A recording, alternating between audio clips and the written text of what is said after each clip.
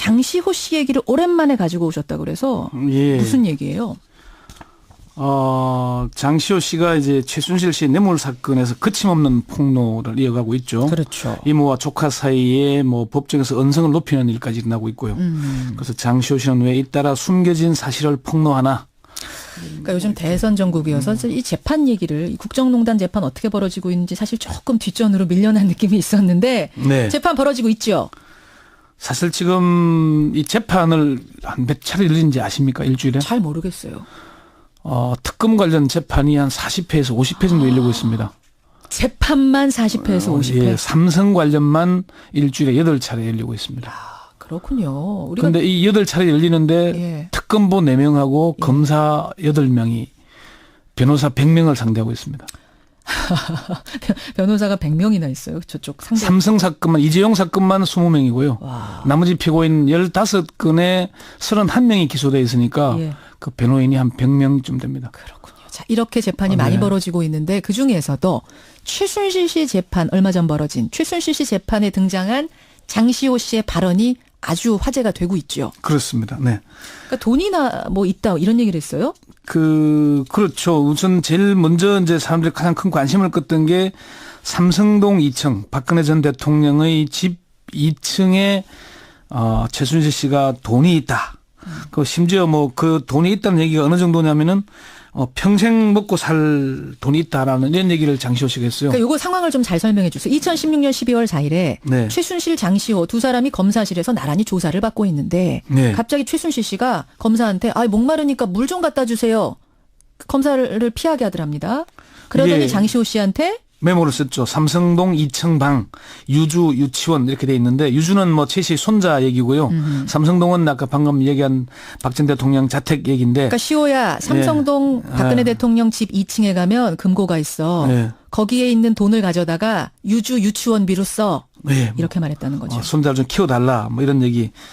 그런 내용이었다는 얘기가 있었죠. 예. 그러면서 내곡동 그 집. 박 대통령이 최근 구입했다는 그 집에 대해서도 언급을 했다면서요. 그렇습니다. 최근 박 대통령이 삼성동 집을 팔고 새로 내곡동 집을 샀지 않습니까? 예. 그 집도 최순실 씨가 골라준 집이다. 장 씨는 그 지난 24일 열린 최 씨의 뇌물수수 혐의에 대한 재판 증인으로 출석해서 예. 최근 뉴스에서 박 전 대통령이 이사간 집을 봤는데 그 집을 어디선가 본 것 같다고 해서 곰곰이 생각해 보니까 이미 그 내가 본 기억이 있다. 최순실 씨가 아마 집을 보여준 그림에 있었다. 그래서 최순실 씨는 내곡동 집은 이번에 신문을 보고 처음 알았다. 예. 지난해 유엔 빌리지를 물어본 것은 내가 살려고 알아본 것이다. 이렇게 주장을 하니까 예. 장 씨가 저는 본 것만 기억한 대로 말씀드리는 것이다. 당시에 유엔 빌리지에 혼자 다녀와서 연예인도 사는 곳인데 이사장, 박 전 대통령 얘기하죠. 이사장도 살았으면 좋겠다고 하지 않았느냐 이렇게 반박하기까지 했어요. 이사장, 박 전 대통령도 살았으면 좋겠다. 그러면서 박 전 대통령이 최 씨에게 정부 문서를 너무 많이 보내서 불평을 하게 됐다 이런 증언까지 했고요. 그런 증언도 재판에서요. 예. 그리고 자신의 어머니 최순덕 씨가 지난해 10월 26일 자신의 부탁을 받고 박 전 대통령과 전화 통화를 했고 그래서 최순실 씨의 귀국을 독촉했다. 그런 사실도 법정에서 폭로를 하게 됐습니다. 그 통화 내용은 어떤 거예요? 이게 뭐 이제 본인이 윤전추를 통해서 전화를 해야 되는데 직접 전화를 걸지 못할 상황이니까 어머니를 통해서 윤전추에게 연락하게 하고 박근혜 대통령과 통화를 했다. 그래서 그런 상황들은 뭐 내용을 다 구성해서 얘기할 수 있지만은 시간이 너무 많이 걸릴 테니까. 네. 그러니까 지금 좀 충격적인 얘기들이 여럿 나왔는데 저는 무엇보다도 네. 대통령 집 2층에 가봐. 거기 있는 돈 꺼내다가 내 손자 양육비로 써. 네. 이거는 대통령 집에 있는 돈이 최순실 씨도 두 사람의 돈이 왔다 갔다 그냥 했다는 거잖아요. 그래서 경제 통일치라는 얘기가 그래서 나온 아주 얘기죠. 결정적인 증거가 되는 건데 두 사람이 법정에서 언성 높이면서 싸우기도 했다면서요. 예, 그렇습니다. 이게 좀 진술을 하면서 서로 간에 이제 장시호 씨가 그런 얘기까지 했죠. 이런 얘기 아까도 특히나 그 동계 영재센터 얘기를 가지고 최순실 씨는 그게 장씨 거다.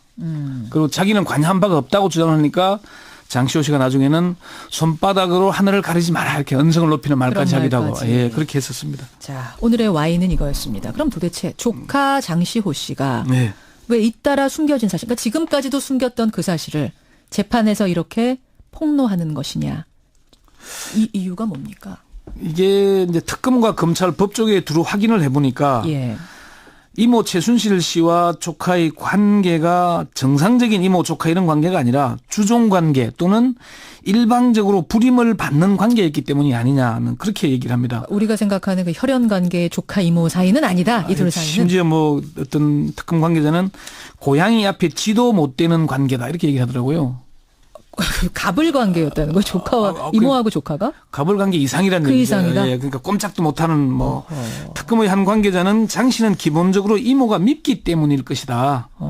아까 그 조금 전에 설명드린 그 4차 공판에서 이제 언성 높이는 일이 있었잖아요. 예, 예. 이런 일이 빚어지고 있는 게 아마 그런 이유가 아니겠는가. 이모가 조카인 장 씨에게 책임을 떠넘기고 장 씨가 버르고 화를 내는 장면을 보면 이게 좀 보통의 관계는 아닌 것 같죠. 아닌 느낌이 들어요. 예.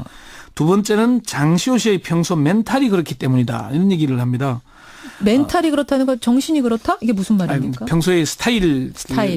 장 씨를 조사한 특검 관계자는 장 씨는 기본적으로 거짓말을 하지 않는 형태. 뭐 있으면 있는 대로 그냥 얘기해 솔직하게. 예. 특검의 한 관계자는 장 씨는 똑똑하고 기억력이 좋지만은 공부를 싫어하고 놀기를 좋아하는 스타일인 건 맞다. 기본적으로 머리 좋은데 뭐 성실하지 않은 스타일들. 이런 느낌? 있는 건 있는 그대로 그냥 말한다. 이걸 뭐 감추려 하거나 뭐 그래서 그러지도 않았다. 그런 얘기고요. 이걸 뭐 좀 뭐 여러 가지 설명을 하자면은 장시호 씨의 뭐 그런 얘기일 수도 있으니까 그 정도로 설명을 하고요. 그래요. 예. 세 번째는 한간에서 분석하는 대로 양행의 도움을 받기 위해서 수사에 협조했고 재판에서도 적극적인 진술을 하고 있는 게 아닌가. 본인의 양형에. 그러니까 지금 재판에 사복 차림으로 계속 나오잖아요. 그래요. 애가 볼까 봐서 그렇기도 하지만은 예. 빨리 나가고 싶다는 의지의 표현이 아니겠는가 그런 얘기도 있는데 그렇지만 특검에서는 장 씨의 평소 스타일 때문이지 뭐 이게 양형 때문은 아니라는 그런 얘기도 합니다.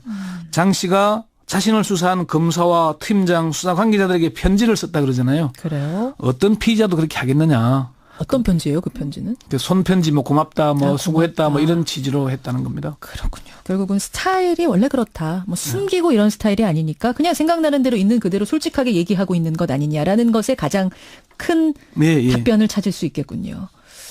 그래요. 근데 이거 조금 다른 얘기인데 그 박영수 특검하고 검찰이 갈등 겪고 있다. 이건 진짜예요, 소문이에요? 앞서 말씀드린 대로 하루 일주일에 40-50차례 재판이 열리는데 예.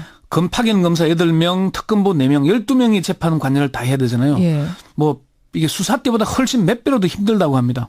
그 수사 대응을 또 일일이 변호인들이 문제를 제기하는 답변도 하고 대응을 해야 되잖아요. 그렇죠. 안 되고 있어서 추가로 다시 수사에 참여했던 검사들 파견시켜 달라 그러니까 대검찰청이나 법무부가 해줄 듯이 하면서 시간만 질질 끌고 있다는 거죠. 그래서 그 부분에서 갈등을 겪고 이게 있다. 지금 제대로 안 해주면은 사실 양재식 특검보 같은 경우에는 일주일에 5차례 재판에 들어가기도 하고 블랙리스트는 일주일에 4차례 열립니다. 그 이야기 다음에 한번 떼서 다시 한번